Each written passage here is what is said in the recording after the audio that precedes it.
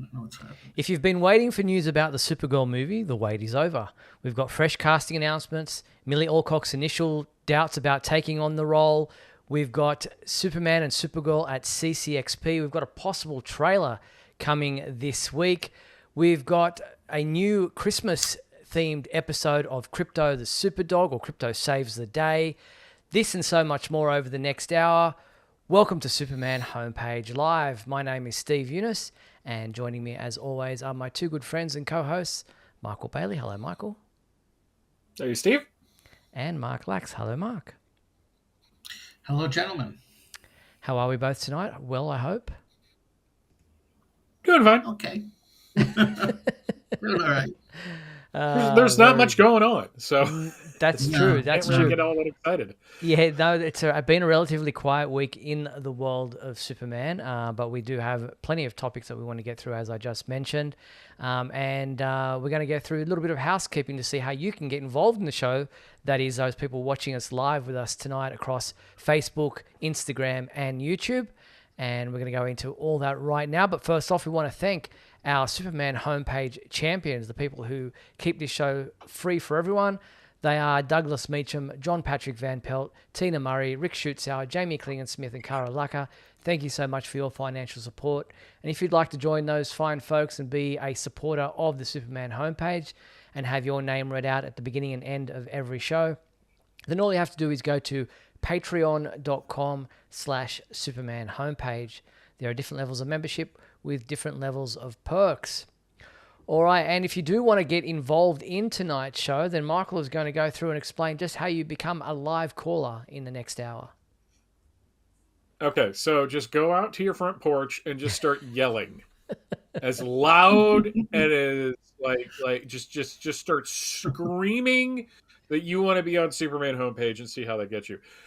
Or conversely, and more realistically, go to supermanhomepage.com/live and press the call now button, where you'll be taken to the green room, where you can watch your show while you're waiting to come on.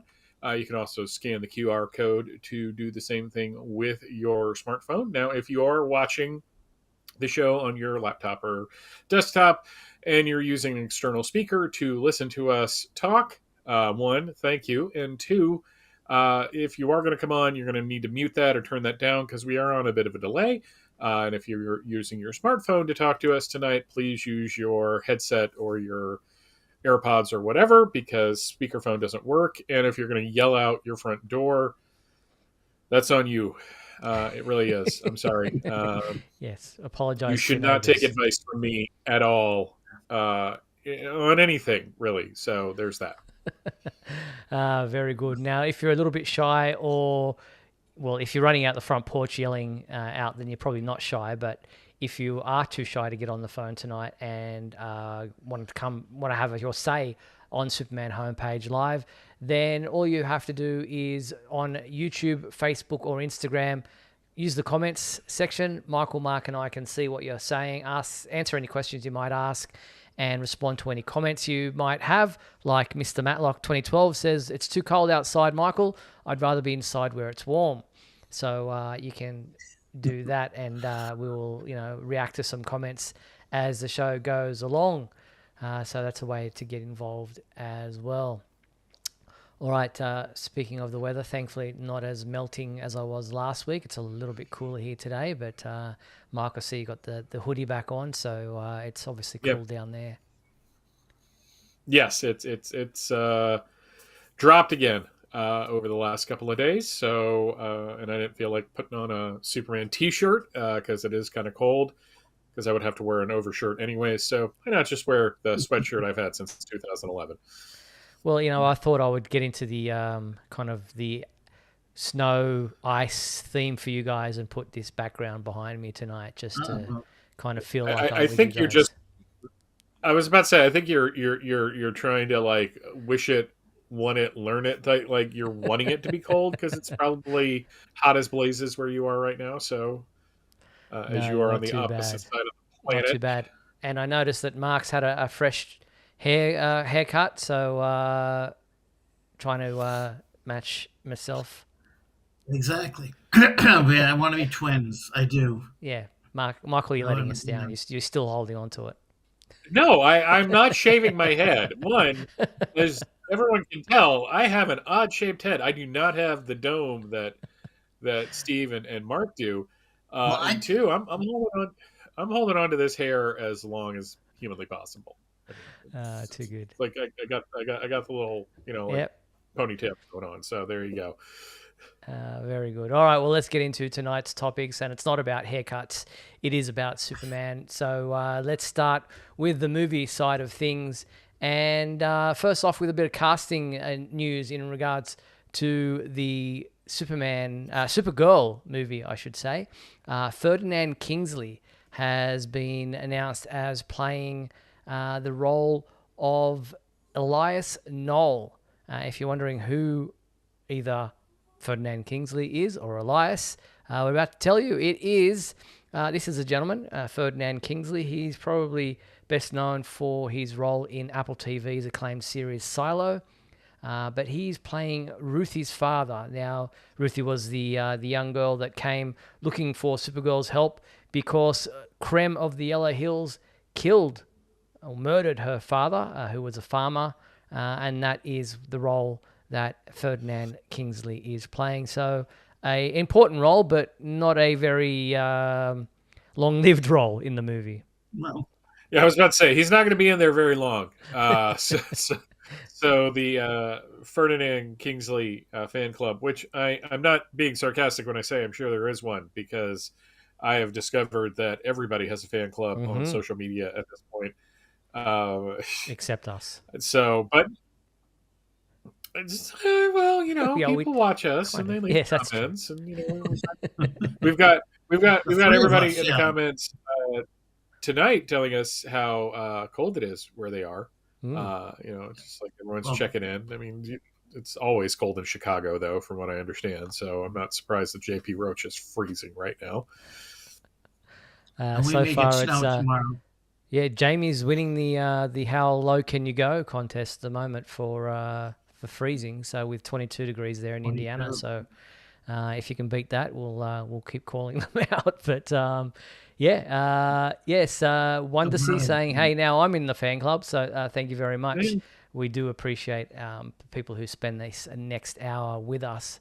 Yeah, Ferdinand Kingsley playing the role of Ruthie's father. Mark, it's just another, kind of element to the movie that we now know about. Yeah, to be perfectly honest, I only read the first issue of the book. Um, so look, I still have time before the movie to finish it, but yeah, I mean, obviously the character is in the book, not for long, but he is in there. So unlike I believe Lobo is not in the book, so they've just added that Well, added it's him in yeah, it's for the movie, correct? inspired by the book, and I Right, guess in part, um, a remake of the book, if you like, but it's not obviously going to be beholden to the entire book right. as is. Just the same way that James Gunn, I guess, took inspiration from things like All Star Superman and other stories. This is probably more aligned with Supergirl Woman of Tomorrow, the Tom King graphic novel, but not necessarily going to be 100% faithful to it because nothing usually is. They always like to take a little bit of license and do their own thing and adapt it. Yeah, but I don't know. I'm still, I guess, after 6 seasons of a fairly positive take on Supergirl, I guess you could say, and positive is in, let's face it, that show could get a little saccharine. Mm. You did need to kind of brush your teeth after watching it sometimes because you just want to get that sugar off of them so it doesn't rot them out. And that's again not a bad thing because it's kind of what we needed at the time, especially with what was going on in the comics. It was kind of nice to see a person with an S on their chest that was kind of hopeful. Mm. And now that we have a Superman that's hopeful, it's almost like they said, "Hey, we got to take Supergirl and we got to put her in the other direction."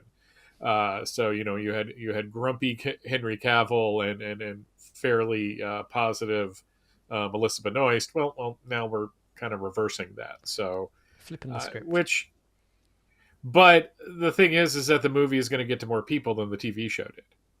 So Mm. this is going to be more of a, in pop culture, more of a significance than that show was. Which maybe I'm wrong. Maybe it'll push people to go see to go watch the show. I know people are now discovering and watching the Helen Slater film for the first time, and I'm watching people on social media having no idea what they're looking at.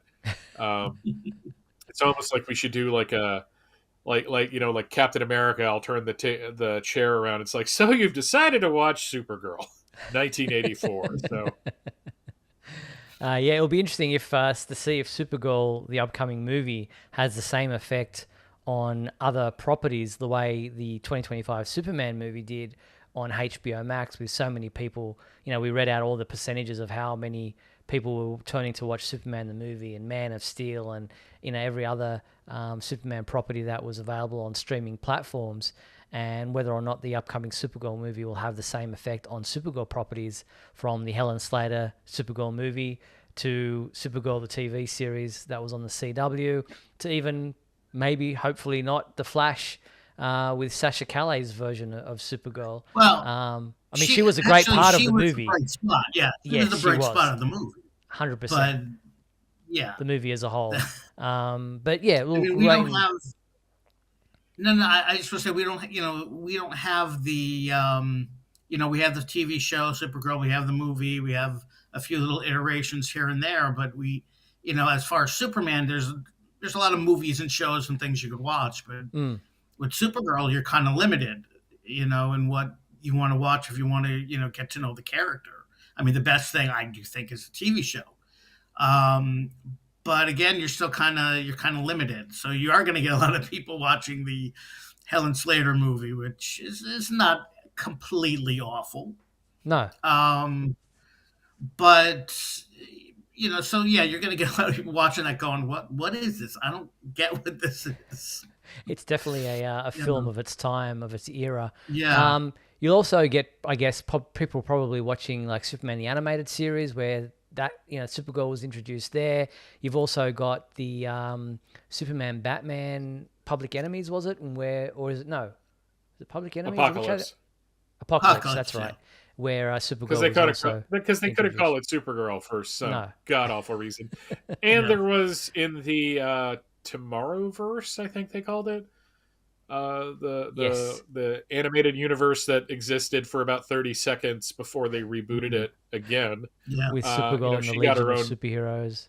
Yeah. So no, it's just the thing is that it was something that I was talking about with some friends the other day. It's amazing to me that these characters do have as much reach as they do. Mm. Supergirl was one of those characters that I think everybody kind of knew about, because she's part of the super family. But having a show on for 6 seasons, it's like Arrow. It's like there's an entire generation of people right now whose entire foundation of the DC universe is the Flash, Green Arrow, and Supergirl, and that's kind of fascinating to me. Very good. Well, quick couple of comments that we want to answer to Mr. Matlock. Two questions from Mr. Matlock. Any chance we'll see Supergirl and Superman team up in the new film in 2026? I believe Superman will probably make a cameo, but no. I mean, Supergirl is going to probably be off planet for the most part in this film, and so therefore Superman will not be a major part of it, if at all. The other question he asks is, who is composing the music for the new Supergirl movie? I don't believe that's been announced as yet. Well, obviously, we know that Craig Gillespie is the director of the film, but we don't know, or we haven't heard, I don't believe, who will be composing the music or the soundtrack for the Supergirl movie at this point in time. I'm kind of hoping that they. She hasn't really had a definitive theme yet, like Superman has. True. I really enjoyed the Jerry Goldsmith uh, theme from the '84 film, and the Melissa Benoist theme is good as well. But I don't think she has like music that is associated with her on as deep a level as Superman is. So No. maybe I think last year around this time we were all all excited about the teaser trailer and all that, and talking about the music of that film, and wondering if they were going to use the Williams theme, and now we have a definitive answer to that. I don't think we're going to be having that same conversation about Supergirl. This movie, I will say, as much as there are fans of the character, I think this movie is wide open in Mm. terms of whether or not it's going to succeed and its chances of succeeding, because there is less of a uh, bad taste in people's mouths. I mean, we mentioned Sasha Calais, and again, I just feel so bad for her because I thought Mhm. she was so Yeah. good in that movie, and I thought she had there was a real chance there to do something kind of cool, Mm. and that didn't happen. But she didn't have. God, I'm going to say this, aren't I? She didn't have the stink of the Snyderverse on her that Superman did, and Mm. didn't have that kind of uphill battle that Superman's facing. So it's kind of fascinating that my opinion of the Supergirl film is can't wait for it to come out. This is going to be kind of interesting. I have no expectations whatsoever.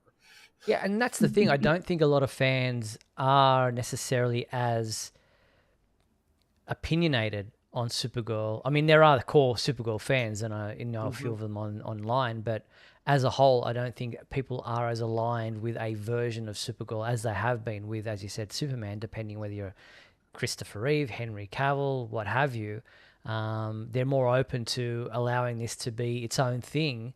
And I'm sure there will be complaints about, oh, that's not the Supergirl that I know, or that's not the Supergirl that I wanted. But I don't think they'll be as fanatical as what we've seen with Superman. So I think, as you say, there's some excitement and anticipation for it, but not necessarily that stigma around it better be like this or I'm going to boycott it.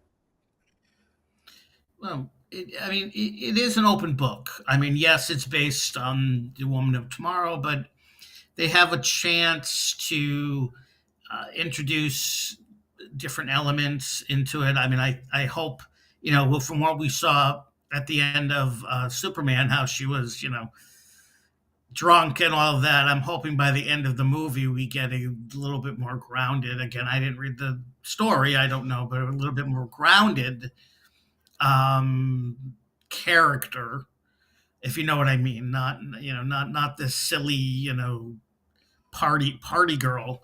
Hopefully they can add different elements to what they want for what they want for this particular Supergirl. Mm, I mean, this is the first Supergirl of a new DC movie universe. So, which is why I still don't quite understand they would do Woman of Tomorrow, why they couldn't just do a more original take. But again, I'm sure they're going to add elements that aren't in the book, something new that's going to go forward.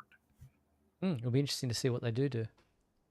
Yeah. So what Mark is saying is that he wants at the end of the movie to her to just start walking the United States, Yes, I wanted to be because Not grounded. That's right. not that yeah, I'm grounded. just Yes, I want saying. her to be I mean grounded. that's a bold choice. Yeah, But yeah.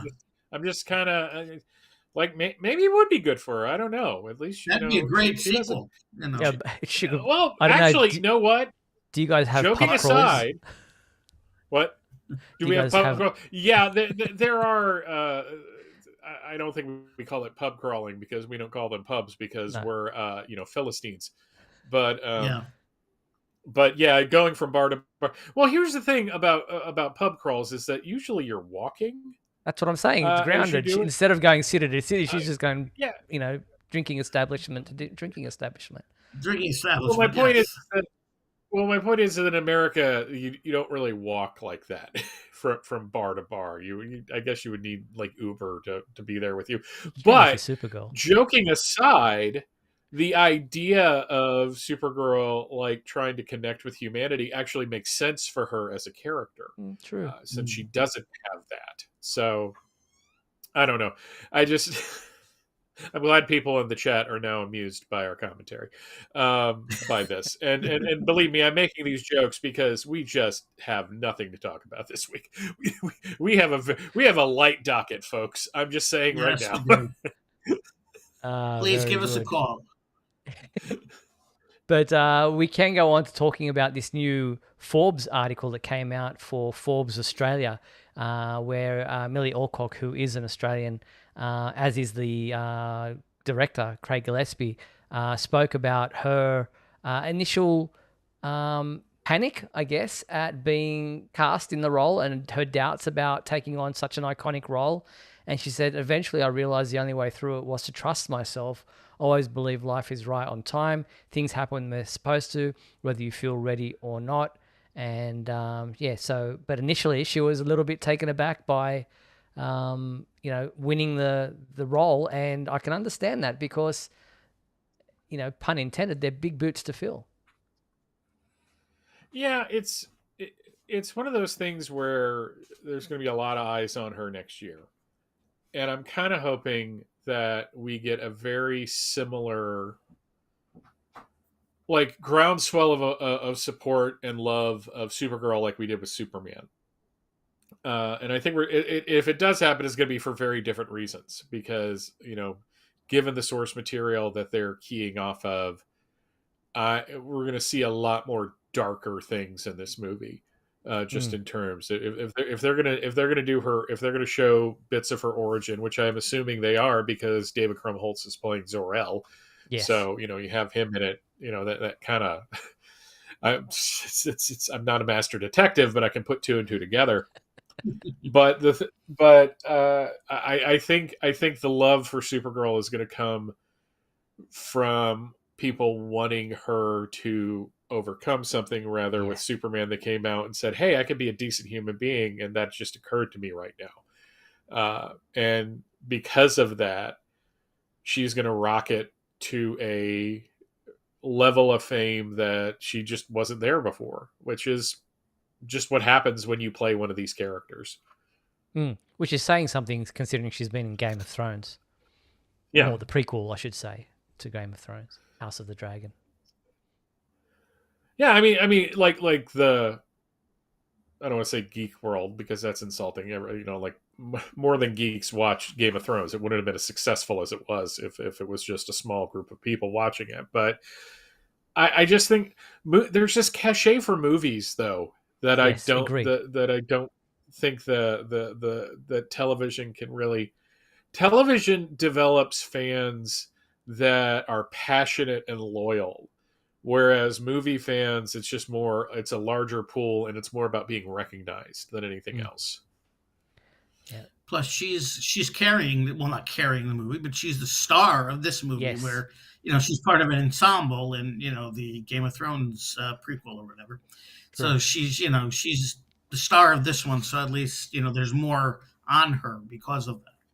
Yep, agreed. That sense of responsibility, that weight of carrying the movie as the main, it's you're the title character, is obviously going to weigh heavily on a young 24-year-old. So I can understand her anxiety over winning the role and having to take on an iconic character like Supergirl. So wish her all the best. All right, now our big thing was for this show was, can we expect to see a Supergirl teaser or a trailer coming out of CCXP this coming weekend? It's in Sao Paulo, Brazil. They have Superman and Supergirl experience locations taking place.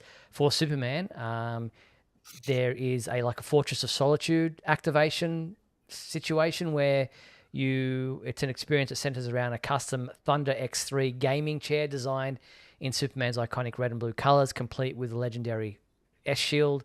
But you get to be photographed against this immersive 3D backdrop, recreating the Fortress of Solitude. So that's the Superman installation. But there is a Supergirl one that supposedly will recreate the intergalactic bar location that will be seen in the upcoming film. And there'll be like a place that you can like a dance floor where you can dance to DC's hottest tracks. Plenty of photo opportunities, Jeez. an otherworldly popcorn machine. I don't know what that is.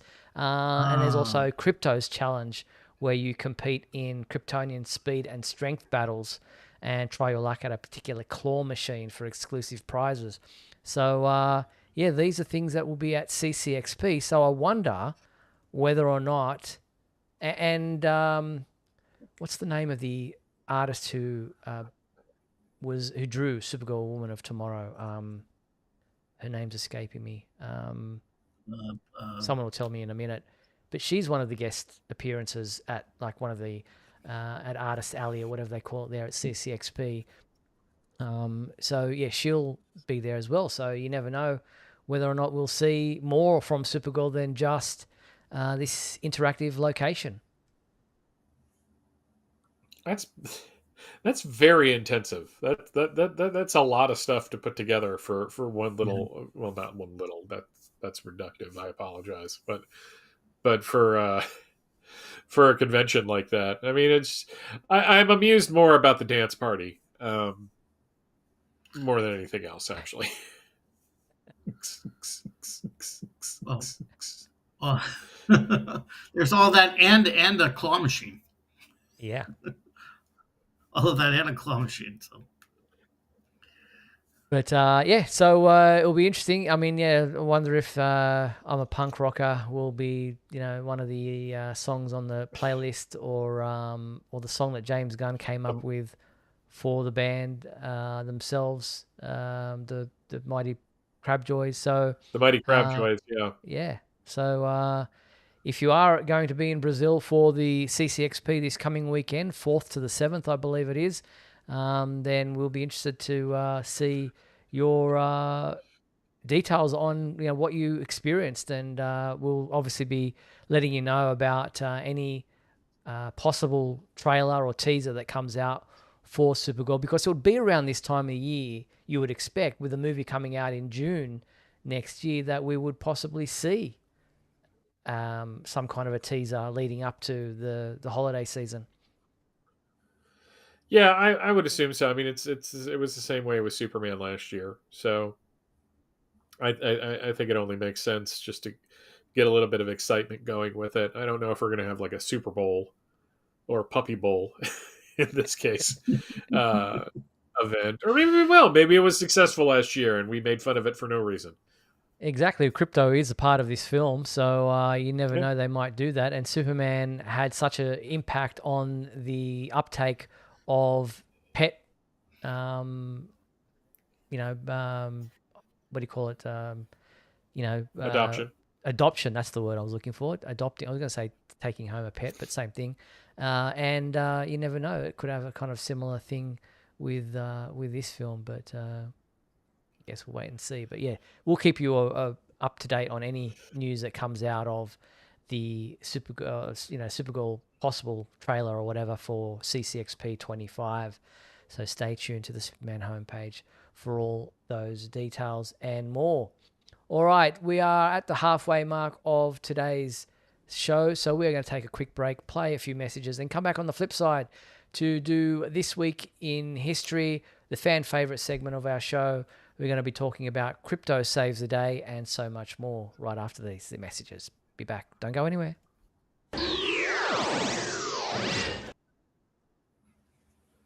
We'll be back in a moment with the exciting climax of today's episode. So stand by.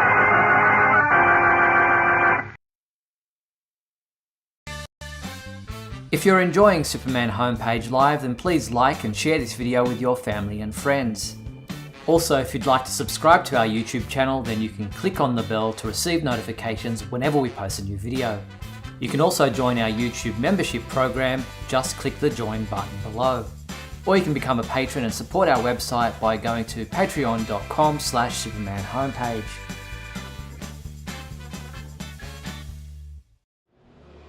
Nearly 90 years of history, but how do you map the entire expansive mythology of this dynamic cultural phenomenon? Introducing Man of Yesterday, Today, and Tomorrow. The chronological framework navigates Superman's history month by month, Discover the individuals who shaped the icon, the date of Krypton's tragic destruction, and the day the nation mourned Superman's death. Explore epic milestones, from the groundbreaking radio debut to Richard Donner's cinematic masterpiece that launched an entire era. This is more than a catalog of dates. It's a roadmap to understanding how myths evolve and continue to shape the world. Go to Amazon to get your copy today.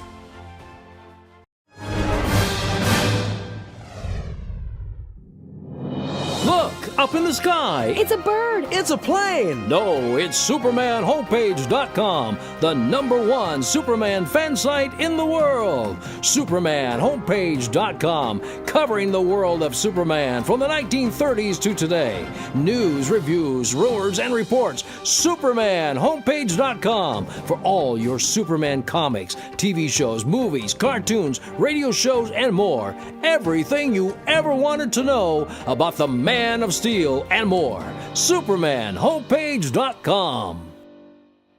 Thanks, Superman Homepage, for all the support over the years. I really appreciate it. I'm Matt Bomer. I'm the voice of Superman in Superman Unbound, and this is the Superman Homepage. Right here on Superman Homepage. SupermanHomepage.com? All right. Hey, this is Christopher Gorham on the Superman Homepage. Hey, this is Sam Whitwer, and you're watching Superman Homepage. Hi, this is Jason J. Lewis, the voice of Superman from Justice League Action. You're listening. Coming from the farthest reaches of the universe to challenge the worst villains on Earth are the most powerful heroes ever in the battle of the Superpowers Collection.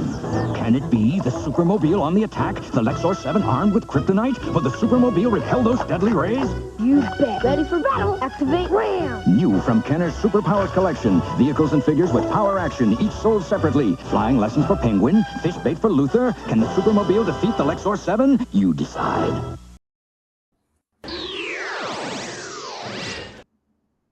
The old action figure commercials, love them. Yeah, thank you to the people commenting about my new book, Man of Yesterday, Today, and Tomorrow, with a foreword by Aaron Smolinski. It just got released today, so really excited. It's in hardcover at the moment, paperback, and Kindle will be out in February.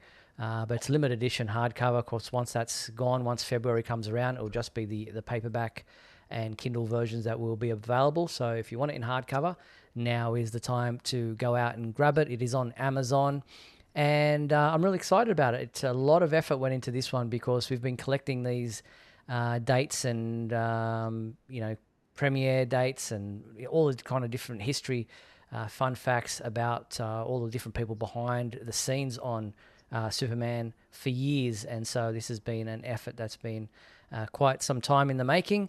But excited that the hardcover version of the book is out there. And if you still want my first book, Beyond the Cape, the one that kind of chronicles the journey to James Gunn's Superman film, the Black Friday, Cyber Monday special on it is still available for the next hour. So head to Amazon now if you're interested in picking up a reduced price on that one if you haven't already purchased that. And thank you to the people who have bought either of or both of those books. And who's asking me, Mr. Matlock 2012, what do you think your next book will be? Well, that one's already in the works. That one probably be another 6 months at least. That one's going to be called Super Songs, and it's going to be looking at all the songs that have been inspired by Superman or use Superman in their lyrics or in their titles, and there are over 600 of them. So that one's a bit of an effort to kind of put that all together, but that one is, it's in the works. So look forward to that one sometime in 2026. Yay! Yes, congratulations. Thank you. So if you're a music fan, that one's one to look forward to. Title pending. Super Songs is what I'm going with at the moment.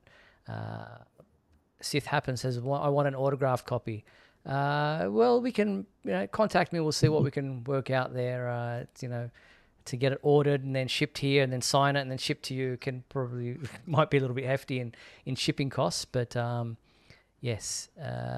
Steve, have you noticed most Superman songs use the name ironically? Yes, that is part of my research into the themes of how Superman has been used and how decade by decade that use has changed depending on where we are as a society. Initially it was like about strength and power, and then, as you say, some of the songs in more recent times have used Superman ironically and maybe derogatively. So that's something that is part of the narrative that's going into the next book. But we'll get into that sometime down the track. All right, let's get into some of our regular segments before we talk more Superman news. Let's start with the fan favorite segment of our show.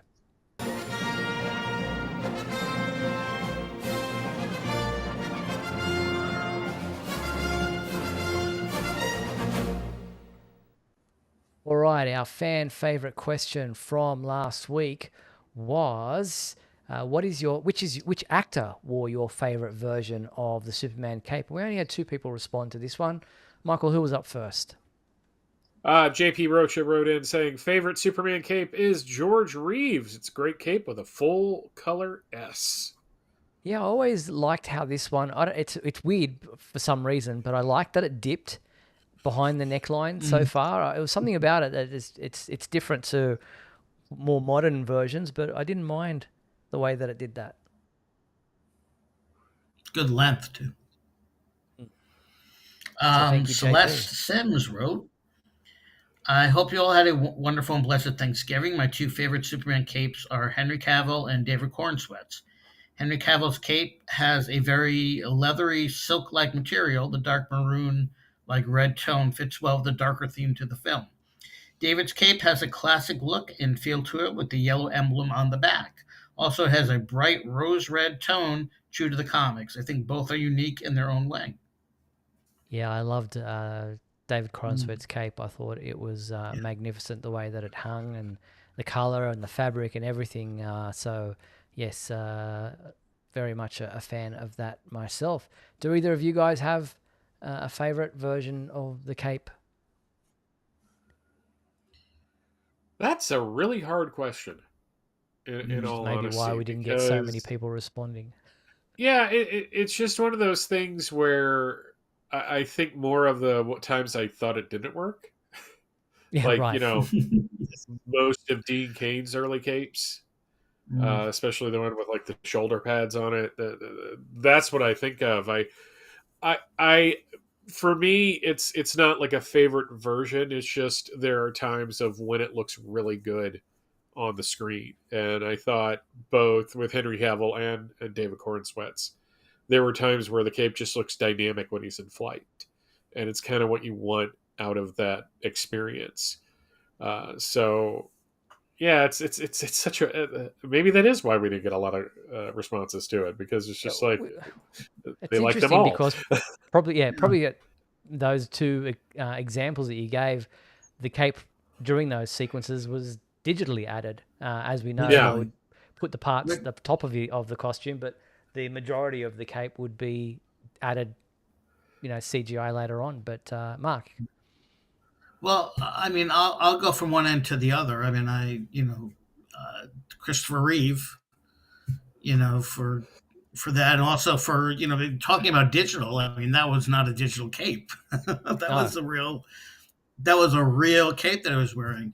But also, I'd say on this end, I'd say David Cornsweat. I know again sometimes it's digital, but we do know there's a lot of the scenes where he's really wearing that cape and he's flying with that cape. So my least favorite would have to be Brandon Routh's Superman Returns leathery thing. I didn't really like that.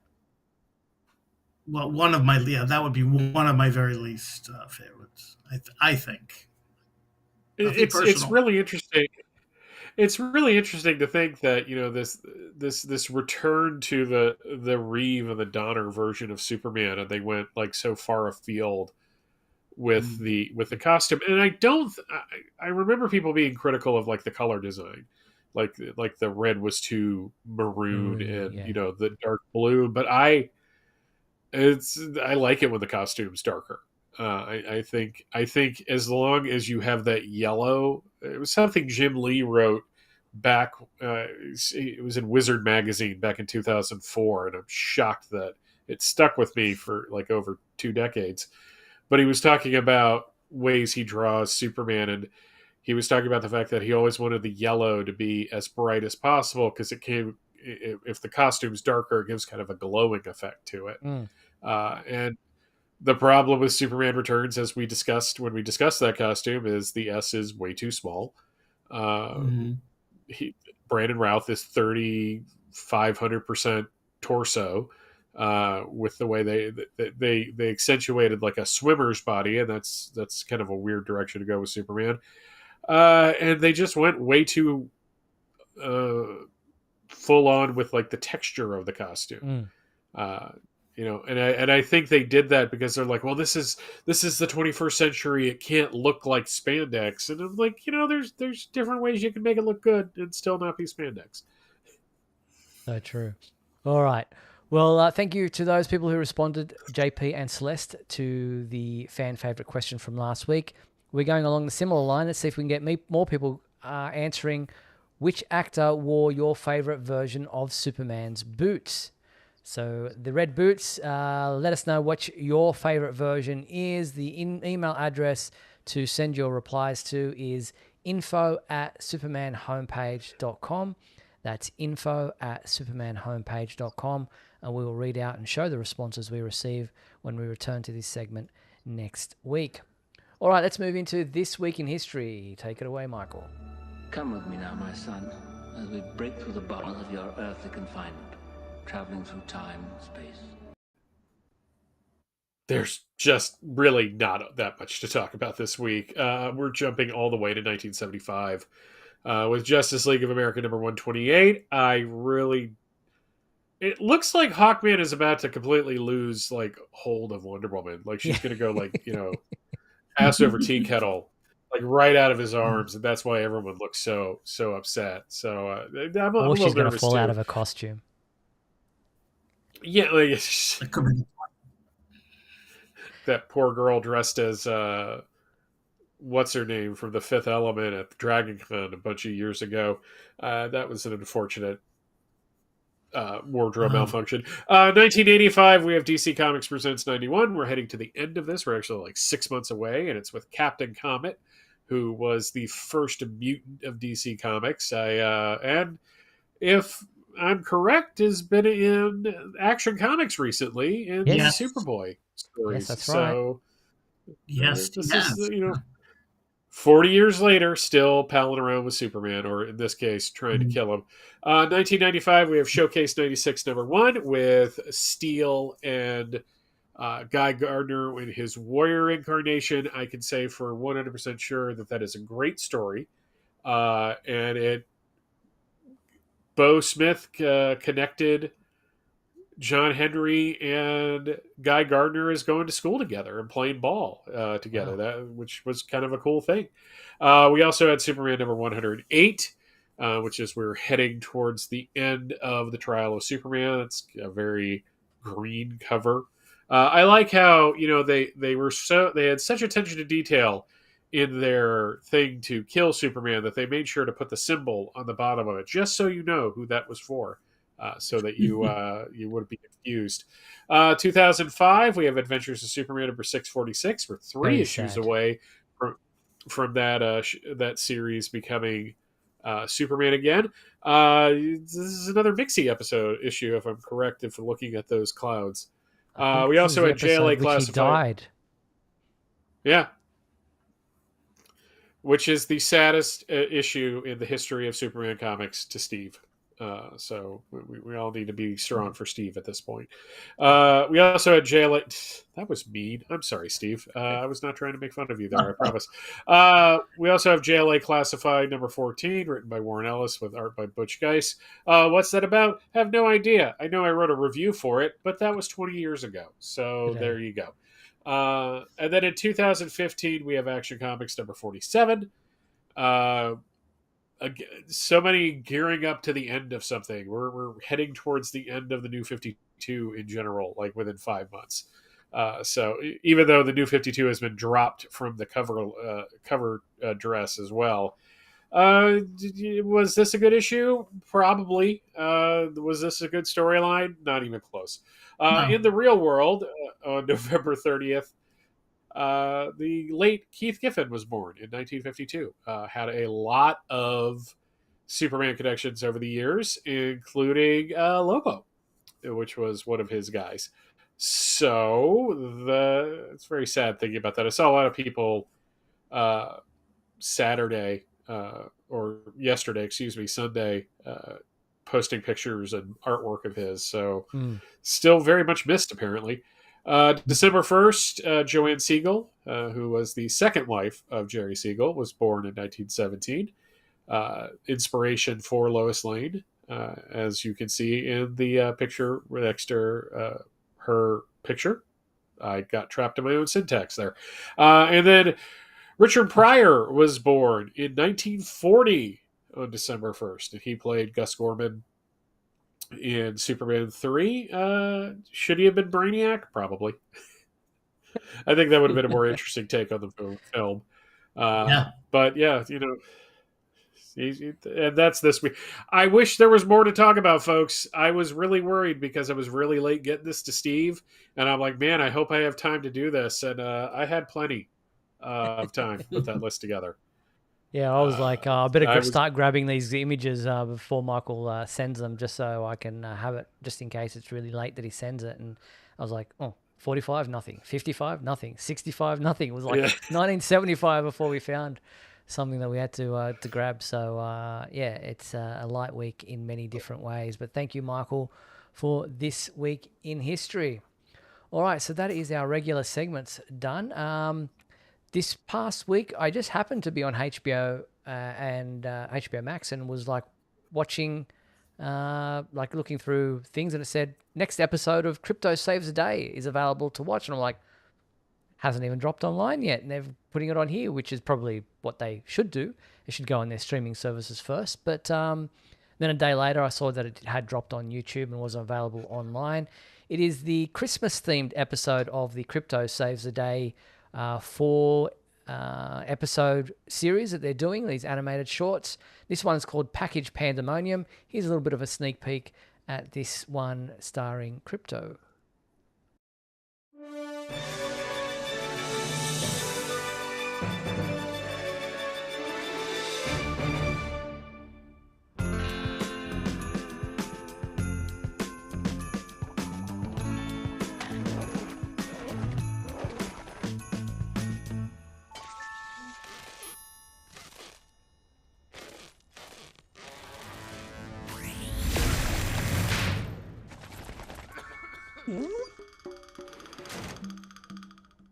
There's just the first 30 seconds. If you haven't seen it yet, go check it out. It's up on our website if you want to have a look.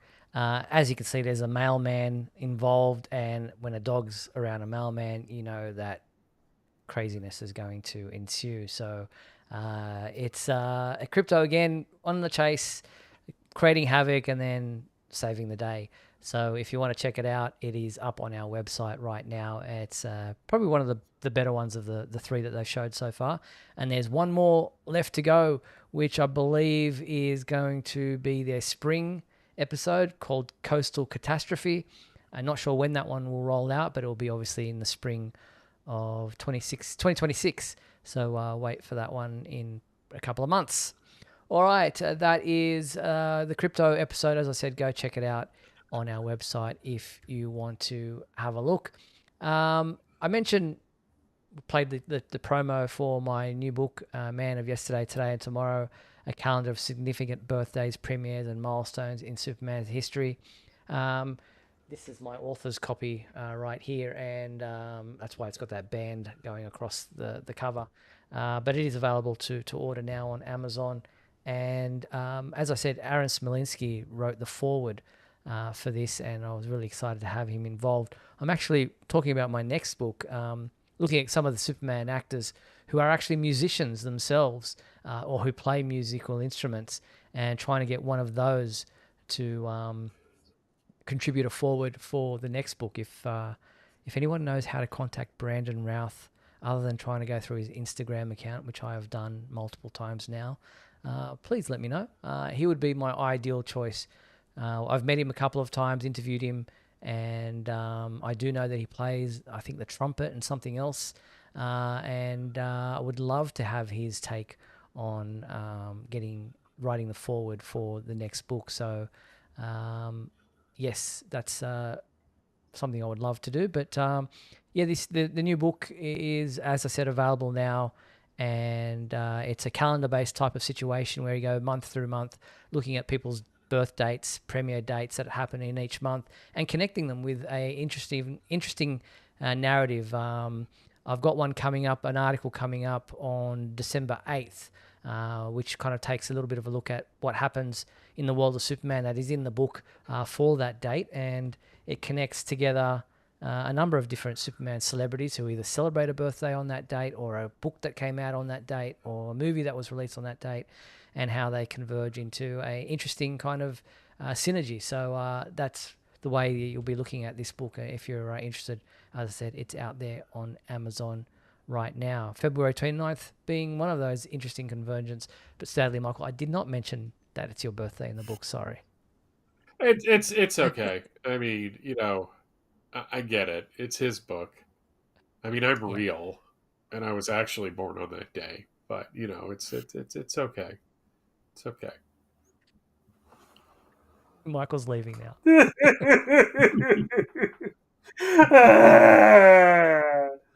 That was the reaction I think you were expecting from me for that Mixie's Death of Mixie book from the comic books. Probably. All good.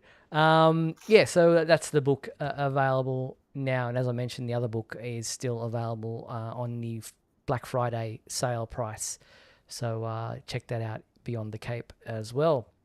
But looking at some merchandise that's coming up, Funko gave us a first look at their upcoming Supreme Sketched Deco Superman Pop vinyl figure. I'm just going to grab the image for you to have a look at. Turn that one off. Here we go. So they're always these things that they come out with, these sketched ones or what have you. It's like someone's just drawn on a blank pop vinyl. I mean, I get it, what they're aiming for here, but yeah, it's part of their. It says this exclusive Man of Steel has seemingly sprung off the comic book page in a charming sketched deco or deco, depending on how you want to pronounce it. It's a limited edition of 9,500 from their Supreme Collectibles line, and it's expected to drop on December 19th. Will be available for pre-order from that date. I don't have a price as yet, but I imagine it'll be similarly priced to some of the other pop vinyl figures. Thoughts? They're always neat. There's a figure from DC Direct that is Jim Lee's sketch Superman of the New 52 that's similar to this, and it's just there's kind of an uncanny valley like vibe to it. Like you're looking at it and it doesn't seem quite real. If that makes any kind of sense compared to like other ones, because they're just it's like that. It's like it's like the video for "Take on Me" by Aha. Yes. Where you're just so I don't know. I like it. It looks cool. I'm amused at how mussed Superman's hair gets, like in the more modern versions of the Funkos. Like they're really going for that corn sweat look. So, but no, I mean it's fine.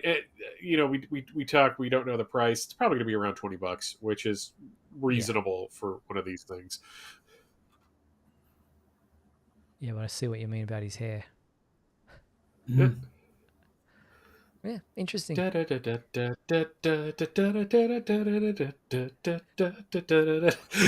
age. You could have like the Funko Pop coming through the screen and dragging me into some hellscape. Yeah, that's right.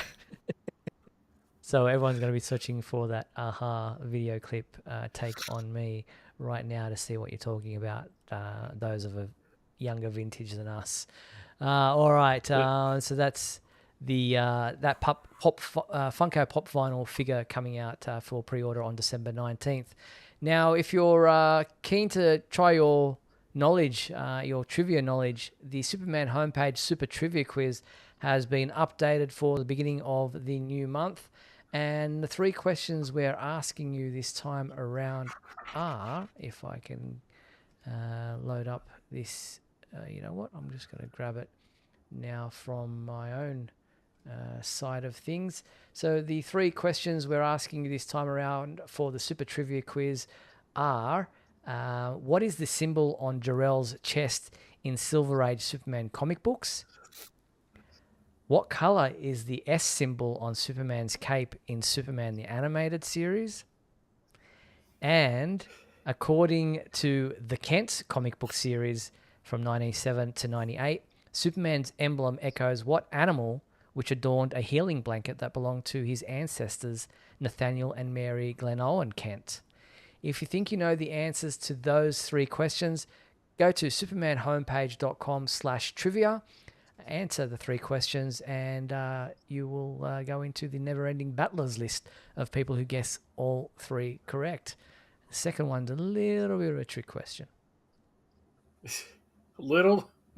That's really unfair, Steve. Well, you'll be surprised. Quite a few people have correctly answered that one. So well done to those people who are savvy enough to understand.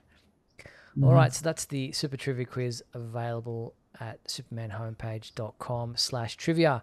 Now, tomorrow, our 25th annual Superman Homepage Indicators of Excellence in Literature Design, otherwise known as the Shield Awards, will be going live. The Shield Awards give you, the fans, the chance to voice your opportunity to voice your opinions, I should say, about comic books with a 2025 cover date, Superman-related movies, TV shows, and merchandise released in 2025.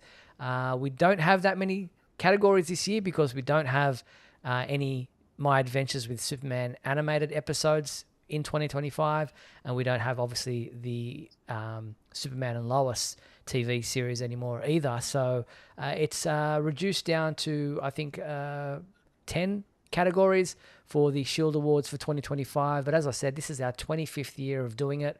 So for a quarter of a century, you guys have been answering the Shield Awards questions and nominating the different people and categories of winners over those 25 years. So doing it again this year. And for going into the Shield Awards or voting in the Shield Awards, you'll go into the draw to win a copy of my new book, Man of Yesterday, Today, and Tomorrow. And I'll send that out to the eventual winner. So tomorrow you'll go up on the website, you'll see the Shield Awards, and you'll be able to vote on the categories for the 25th Annual Shield Awards, which I'm very excited to continue doing that. It's 25 years. That's staggering. I mean, it's older than some of the people really watching the show at the moment. Yes, that is true, which is getting more and more depressing as the years go on. But at least we're here to talk about it, I guess. Yeah. So that's the Shield Awards. When will you be going live? So that'll be like in half an hour time, like at midnight Eastern Standard Time. The Shield Awards will go up on the website. But that is pretty much it for tonight's show. I want to thank everybody for tuning in to tonight's episode of Superman Homepage Live. Thank you so much for spending this past hour with us. Thank you to my co-hosts, Michael Bailey. Thank you, Michael. Pleasure as always. And Mark Lax. Thank you, Mark. Thank you, gentlemen. And thank you to our sponsors and patrons, Douglas Meacham, John Patrick Van Pelt, Rick Schutzow, Jamie Klingensmith, Tina Murray, and Cara Lucker. Thank you so much for your support.